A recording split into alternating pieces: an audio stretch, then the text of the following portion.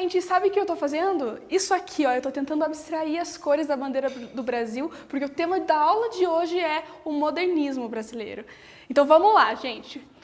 O que foi o movimento modernista brasileiro? O modernismo foi uma das primeiras manifestações artísticas a resgatar uma nacionalidade no sentido artístico, no sentido estético, ok? Então vamos lá ver quais eram os objetivos. A busca pelo moderno, original e polêmico, como o nacionalismo em suas múltiplas facetas. E aí tiveram outros artistas criando um novo grupo, buscando o nacionalismo também, só que em um sentido totalmente oposto, né? Revelando e denunciando os problemas sociais que estavam escancarados na cara de todo mundo e parece que tinha gente que não via, né? Então, início do século XX aqui, ok? E a volta das origens através da valorização do indígena e a língua falada pelo povo. Porque o modernismo não foi um movimento exclusivamente das artes plásticas, era um conjunto de artistas visuais, de literatura, né, dos escritores, poetas e da música também, certo? E aí, quando eu falo da valorização do indígena, é a busca pelas origens mesmo, né? Os povos originários, a cultura brasileira, ok? Aquilo que faz parte daquilo que nós somos, das nossas raízes, do sangue brasileiro. E aí isso vai aparecer nos poemas, na pintura, por todo o século XX, desde o início até chegar na idade contemporânea. Pois bem, aqui eu coloquei destaque de alguns artistas. A Anita Malfatti, o Di Cavalcanti, o Lazar Segal, o Vitor Brecheret e a Tarsila do Amaral. Esses são os artistas plásticos, certo? Para marcar o movimento modernista brasileiro, houve um grande evento em São Paulo chamado Semana de Arte Moderna. Tem gente que chama de Semana de 22, porque aconteceu em fevereiro. Não foi uma semana, foram 3 dias de uma semana, no ano de 1922. A ideia era divulgar esses ideais artísticos, criando uma identidade bacana, uma identidade artística brasileira, de cultura. Só que assim, os artistas, principalmente esses que eu citei aqui, eles não tinham uma identidade visual unificada. Obviamente que cada artista buscava aquilo que se identificava mais, né, a sua estética, as suas técnicas, aquilo que achava importante, né? Não tinha, então, como em outros movimentos, algo único que os unificasse. Muito bem, a Semana de Arte Moderna, ela não foi no início amplamente divulgada, era mais no circuito artístico ali e o público que estava antenado, ligado nos movimentos culturais. Acontece que a divulgação após a semana foi muito grande, porque o que aconteceu naqueles dias lá, as coisas que aconteceram foram realmente impactantes, causaram muita polêmica, ok? Então assim, ó, foram nos dias 13, 15 e 17, lá de fevereiro de 1922, em São Paulo. O objetivo era a destruição das velhas formas artísticas na literatura, na música e nas artes plásticas e a afirmação dos princípios da chamada arte moderna, ok? Então, como eu disse lá no começo, a ideia da Semana de Arte era divulgar, mostrar tudo que os artistas estavam produzindo pensando em ruptura, né, como as vanguardas europeias. É importante dizer que o modernismo está muito alinhado ao expressionismo alemão, por exemplo, ao cubismo, ao abstracionismo, ao fauvismo, a todas aquelas vanguardas que são bem marcantes lá no início do século XX na França, Europa, Alemanha e etc. Ok? Só que antes de acontecer a Semana de Arte Moderna, tiveram alguns acontecimentos que foram direcionando, né, os artistas a se reunirem e a formarem, a comporem, né, essa semana. O que aconteceu? Em 1917, a Anita Malfatti, que é uma grande artista hoje, que a gente valoriza bastante, principalmente por ser mulher, né, quando a gente fala em arte, a gente cita poucos nomes das mulheres e ela foi bem importante nisso. Ela tinha uma estética muito própria, ok? Ela trabalhava com pinceladas muito marcantes, com uma expressividade intensa nos retratos que ela fazia, com cores, né, muito contrastantes, a ideia de o vermelho e o verde, o azul e o laranja, enfim. E nessa exposição que ela expôs esses trabalhos, né, grandiosos que ela já tinha feito, já tinha estudado essa técnica, enfim, o público ainda não estava acostumado com uma ruptura tão grande, né? Pensando em todo o passado histórico, artístico também no Brasil. Depois disso, dessa exposição, houve uma crítica muito grande feita por um cara que a gente gosta muito, que é o Monteiro Lobato.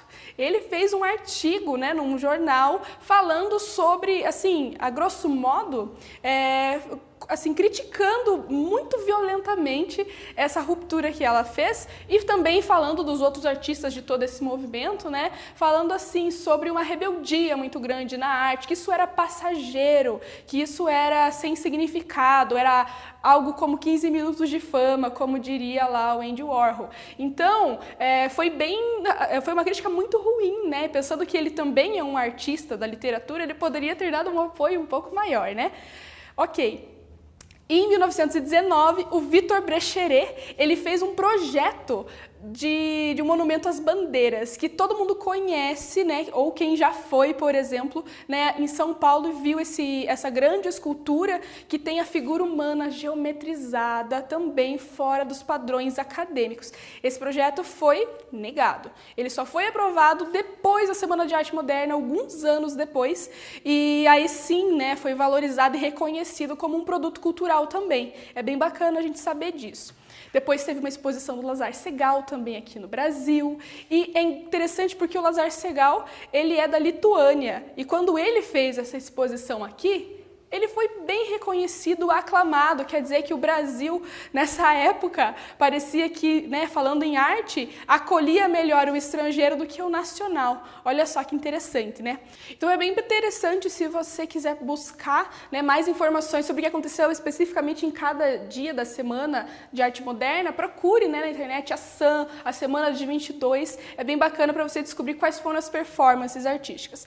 A Semana de Arte, ela se desdobrou em alguns movimentos e algumas manifestações até o final da década de 30, ok? E depois tiveram outras gerações da arte moderna até a gente chegar na contemporaneidade. Muito bem, então o movimento Pau-Brasil foi uma dessas linhas, dessas ramificações. O manifesto, né, o Manifesto Pau-Brasil, ele foi publicado por Oswald de Andrade em 1924 e propõe a junção do moderno e do arcaico e a valorização do popular brasileiro. Então é uma primeira fase, como eu disse lá no começo, que está mais relacionada à estética nacional, de uma forma poética, bonita. Na literatura vai ter bastante isso, a questão da linguagem informal, de a gente valorizar aquilo que é popular, ok? E aí a gente tem a outra linha, que é o Manifesto Antropofágico, divulgado na revista Antropofagia em 1929, e o manifesto sugere uma devoração dos conceitos estrangeiros e a transformação em arte nacional.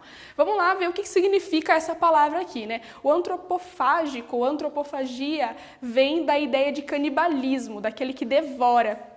E quando se fala em devoração daquilo que é estrangeiro, é não necessariamente fazer uma cópia, reproduzir aquilo que já existe, porque isso não é nada original. A ideia proposta aqui é aprender, é devorar, é absorver, igual quando a gente fala que devora um livro, quando lê bastante, né, lê muito rápido, é se apropriar daquilo e transformar, e devolver, deglutir como uma forma atualizada. Então é nesse momento que a arte brasileira se alinha com a arte europeia e caminha junto aqui.